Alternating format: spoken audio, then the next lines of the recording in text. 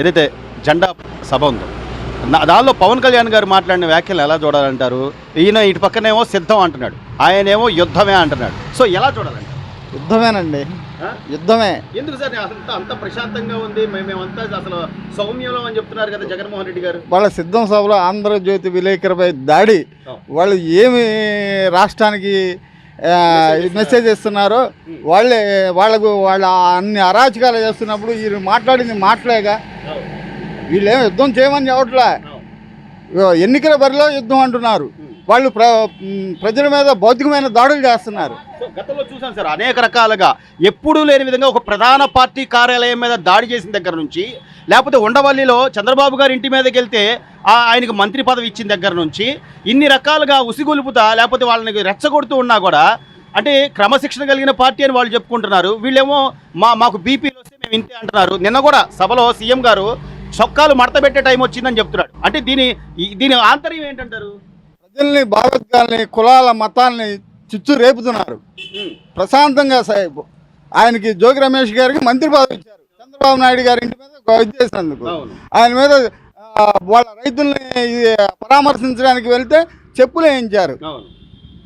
వాళ్ళు శాంతి కాముకులా, వీళ్ళు శాంతి కాముకులా ప్రజలే గమనిస్తూ ఉన్నారు. రాష్ట్రంలోని ప్రజలందరూ కూడా ఎవరు ఎలాంటి అరాచకాలు చేస్తున్నారో, ఎంతమంది తెలుగుదేశం కార్యకర్తలను చంపేశారు అనేది లెక్కలతో సహా ఉంది. పోలీసులు కూడా వాళ్ళకే ఇచ్చేస్తూ ప్రజల్ని భయభ్రాంతులకు గురి చేస్తున్నారు. గతంలో రాజశేఖర రెడ్డి గారు ఉన్నప్పుడు కూడా ఇలాంటి పరిస్థితులు లేవు బాబాయ్. ప్రతిసారి కూడా 144 సెక్షన్ ఉంది, సెక్షన్ 30 అమల్లో ఉంది అని. ఎందుకు అంటే మనం ఏమన్నా ఇతర దేశాల్లో ఉన్నావా, లేకపోతే పాకిస్తాన్ బోర్డర్లో ఉన్నామంటారా? ఆయనకి ప్రజలంటే భయం. ఏదో గాలిలో వచ్చింది, గాలిలో పెరిగాడు, గాలిలో ఇదైపోయింది. ఆ పార్టీ 151 మంది అభ్యర్థులు గెలిచారు. ఎంత హుందాగా చేసుకోవాలి నువ్వు? ఏ రోజైనా ప్రజాస్వామ్యం అంటే ప్రజల చేత, ప్రజల కొరకు ఎన్నుకోబడింది, ప్రజల్ని గౌరవించాలి. ప్రజలు తన అసమ్మతి తెలియజేయడానికి ఏముంది, ప్రజాస్వామ్యంలో హక్కు, స్వేచ్ఛ ఉంది. కానీ ఈయన వచ్చిన దగ్గర నుండి ప్రజల్ని మాట్లాడనీయకుండా భయభ్రాంతులను గురి చేసి, రాష్ట్రంలో ఏ రోజు కూడా 144 సెక్షన్ ఇయే చెబుతా ఉంది, ఎవరిని మాట్లాడనీయకుండా ఇచ్చేసేస్తున్నాడు. ప్రజల్ని భయభ్రాంతులకు గురి చేయటమే.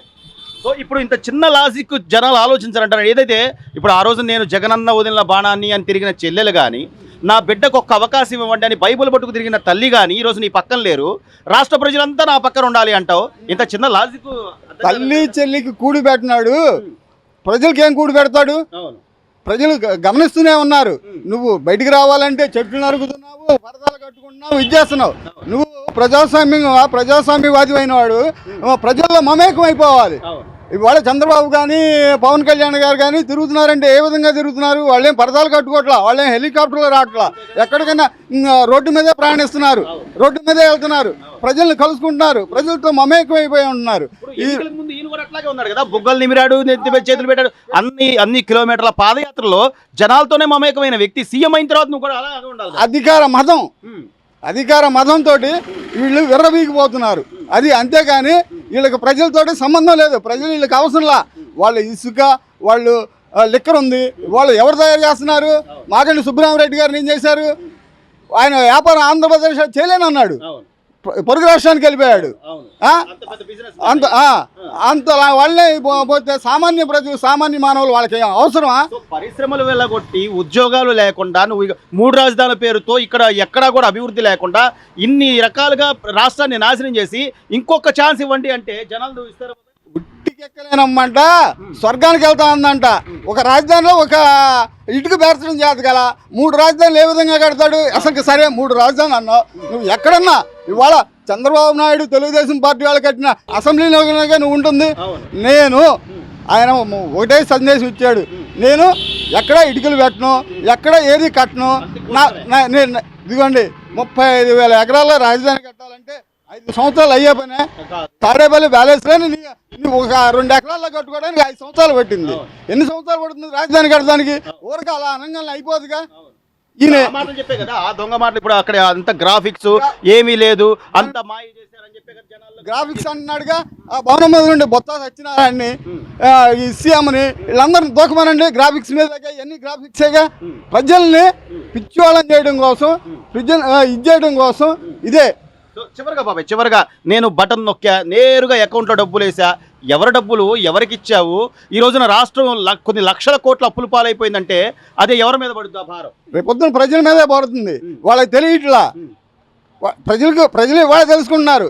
ఎప్పుడో ఆసరా పోయిన నెలలో నొక్కారు, ఇవాళ వరకు ఎవరికి ఇవ్వాళ్ళ. ఇది వచ్చి మొక్కను కుప్పంలో నీళ్లు వచ్చినాయి అని చెప్పినట్టు అలా అక్కడ నీళ్లు లేవు, ఏమి లేవు. ప్రజలైతే మేలుకుతారు 100% ప్రజలు ఇవాళ తెలుసుకొనే ఓటేస్తారు. ఎవరు ఎన్ని ఇది చేసినా కూడా మళ్ళీ ప్రజాస్వామ్యం గెలుస్తుంది.